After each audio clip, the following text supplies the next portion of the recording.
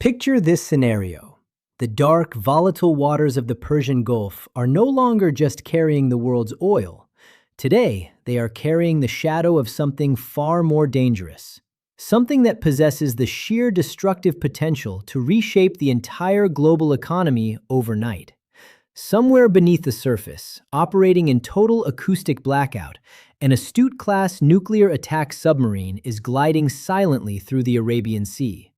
Somewhere above it, flying at supersonic speeds, British Typhoon fighter jets are carving invisible defensive lines through the contested Gulf skies.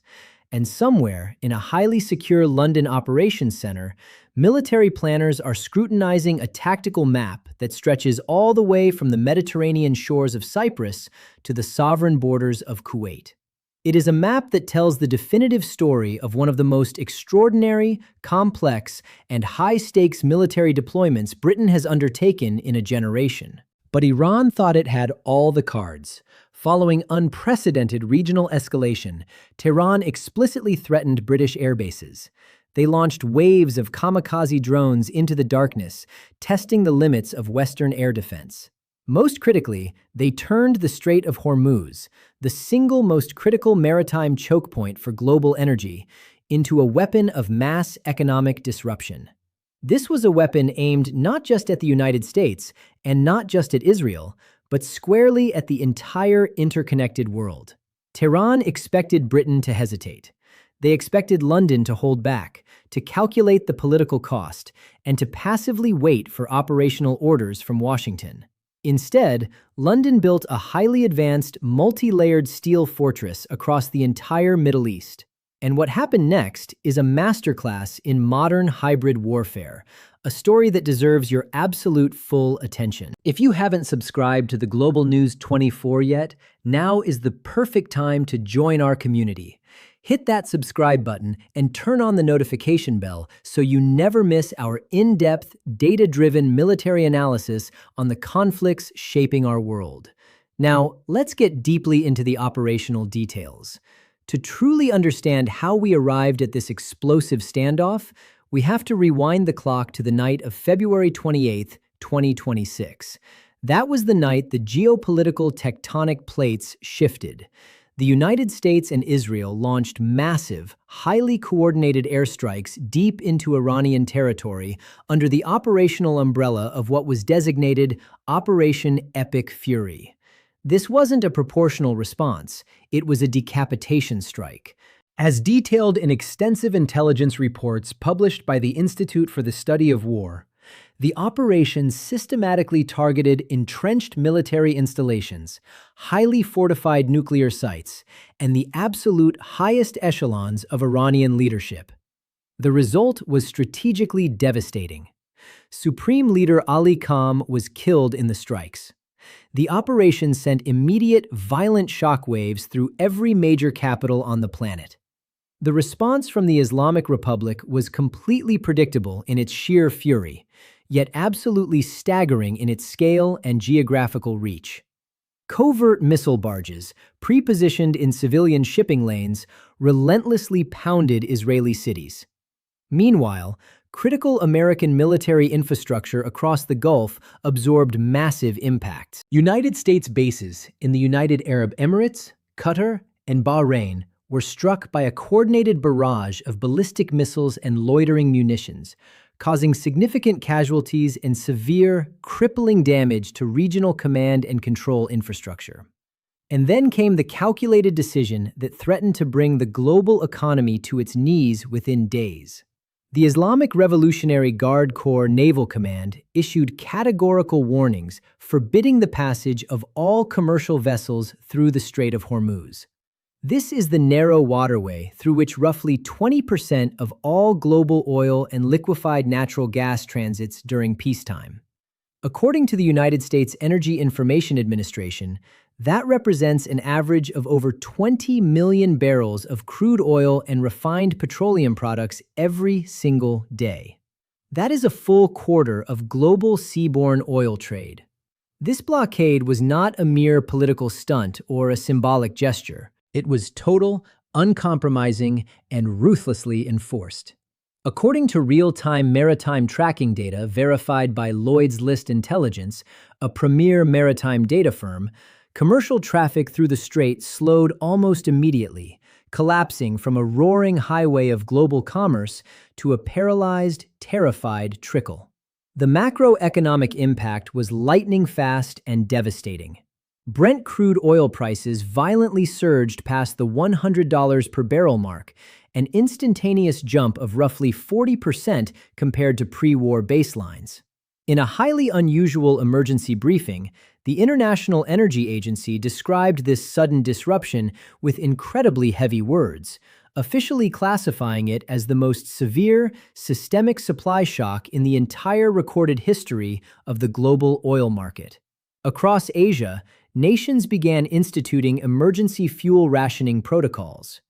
Industrial production lines in manufacturing hubs were deliberately shut down to conserve energy grids, and thousands of massive cargo ships and supertankers sat dead in the water in the Persian Gulf and the Gulf of Oman, unable to move forward, unable to retreat, and fundamentally incapable of delivering their vital cargo to a world that desperately needed it.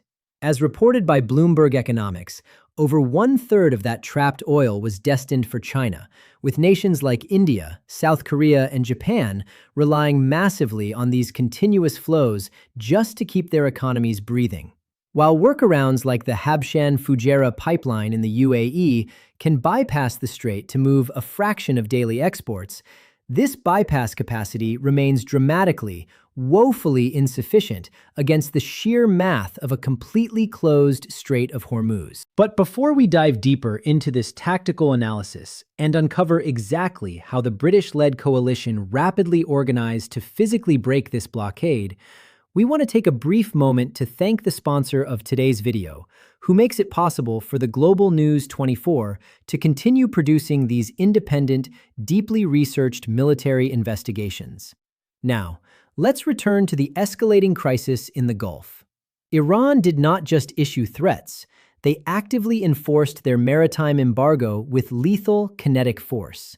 In total, 27 commercial vessels, including 13 massive crude oil tankers, were directly attacked or reported highly aggressive security incidents in the Persian Gulf, the Strait of Hormuz, or the Gulf of Oman between March 1st and early April. According to verified incident alerts released by the United Kingdom Maritime Trade Operations Agency, the escalation was relentless. A heavy tanker chartered by Qatar's state-owned energy company was struck directly by an Iranian anti-ship cruise missile, heavily damaging its superstructure. Another fully loaded oil tanker was set ablaze in territorial waters near Kuwait following an attack. Most tragically, a commercial tugboat dispatched to render emergency assistance to a distressed vessel was struck by 2 consecutive missiles and sank rapidly, leaving its civilian crew adrift in highly contested waters. The immediate American military response was classically conventional. The Pentagon aggressively positioned an aircraft carrier strike group directly into the approaches of the strait. Washington was unquestionably the loudest actor in the room, projecting massive, visible deterrence. But the strategic deployment that fundamentally shifted the operational reality on the ground came from London. Great Britain deployed a strategy characterized by its profound depth, its highly integrated bleeding-edge technology, and its ability to rally the broadest international coalition. Operation Kipion, which has represented the United Kingdom's permanent maritime presence in the Gulf since the 1980s, was rapidly transformed overnight into a lethal, multidimensional hybrid war machine. Advanced drone-hunting air defense systems were rapidly positioned on Allied land bases. Fifth-generation stealth jets took absolute control of the airspace, creating an invisible dome of aerial dominance. A highly integrated destroyer was positioned on the surface to track and eliminate incoming threats, and most crucially, a nuclear-powered hunter-killer submarine was deployed into the dark depths below. This submarine, the HMS Anson, represents the absolute apex predator of the United Kingdom's naval capabilities. Powered by a Rolls-Royce nuclear reactor that never needs refueling during its entire 25-year operational lifespan, the Astute-class submarine possesses theoretically unlimited underwater endurance. It is completely self-sufficient, capable of purifying its own water and synthesizing its own breathable air from the surrounding ocean. More importantly, it is heavily armed. The Anson carries Tomahawk Block 4 land attack cruise missiles, capable of striking a specific target with pinpoint accuracy from a range exceeding 1,000 miles, as well as heavyweight spearfish torpedoes.